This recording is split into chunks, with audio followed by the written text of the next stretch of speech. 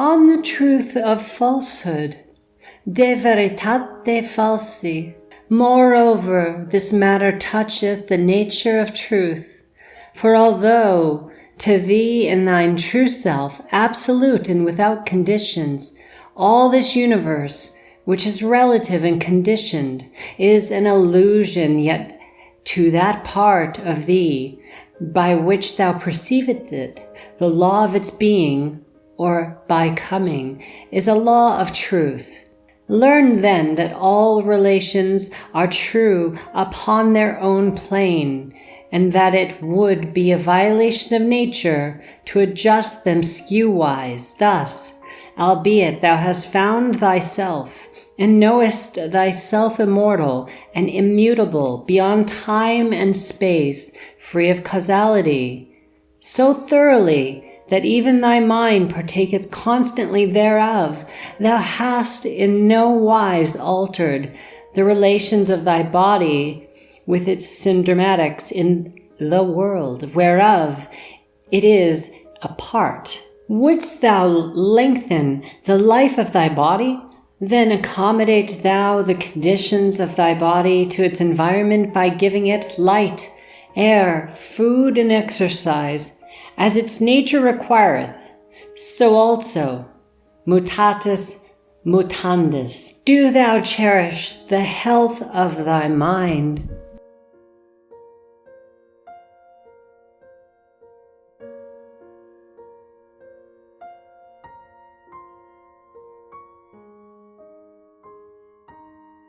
On the relations of illusion, de relatione illusionum. Of this will I speak further with thee, for here behold a great rock of ignorance on one hand, and on the other a whirlpool of error. In this strait are many wrecks of magic ships. Knowest thou not that riddle of old, whether it be lawful to pay tribute to Caesar or no? Give therefore to the body the things of the body, and to the mind the things of the mind. Yet because of the interior harmony of all things that proceedeth from their original one nature, there is action and reaction of the one upon the other, as I have already set forth in this mine epistle. But law is universal, and between these two kinds of illusion there is an ordered proportion, and it is proper to thy science to delimit and describe this law of interaction, for to deny it wholly, as to extend it to infinity, is folly, born of ignorance, idleness, and incapacity to observe fact.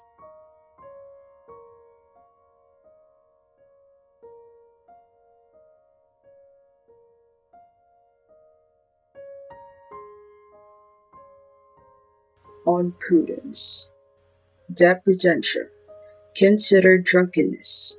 How by variation of bodily conditions thou mayst alter its effect upon the mind, and the contrary, remembering the discipline of the Hephaestus Paracelsus, how, opposing wine to bodily exercise, he obtained a certain purification and exaltation.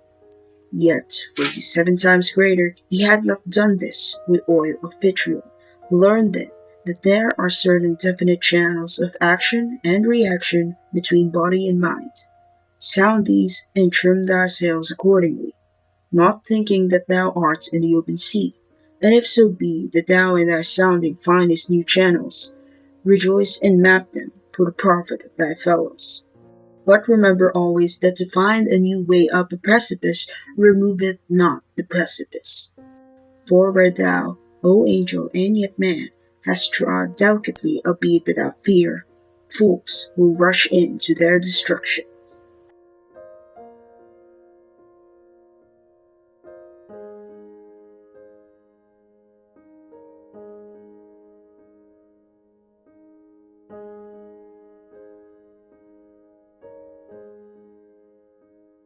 Direction magi vitae. Study logic, which is the code of the laws of thought. Study the method of science, which is the application of logic to the facts of the universe. Think not that thou canst ever abrogate these laws, for though they be limitations, they are the rules of thy game which thou dost play. Though thou becomest that which is not subject to those laws, they are still final in respect of these things which thou hast set them to govern. Nay, O my son, I like not this word, govern, For a law is but a statement of the nature of the thing to which it applieth, nor nothing is compelled save only by nature of its own true will. So therefore, human law is a statement of the will and of the nature of man. Or else it is a falsity, contrary thereunto, and becometh null, and of no effect.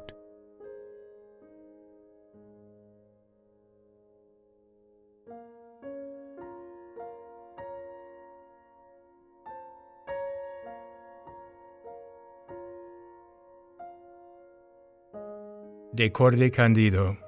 Think also, O my son, of this image, that if two states be at peace, a man goeth between them without let. But if there be war, all gateways are forthwith closed, save only for a few. And these are watched and guarded, so that the obstacles are many. This then is the case of magic. For if thou hast brought to harmony all principles within thee, thou mayest work easily to transmute a force into its semblable upon another plane, which is the essential miracle of our art. But if thou be at war within thyself, how canst thou work? For our master Hermes Trismegistus hath written at the head of his tablet of emerald this word: that which is above is like that which is below, and that which is below is like that which is above, for the performance of the miracle of the one substance. Now then, if these be not alike, if the substance of thee be two and not one, and herein is the need of the confession of a pure heart, as is written in the Book of the Dead.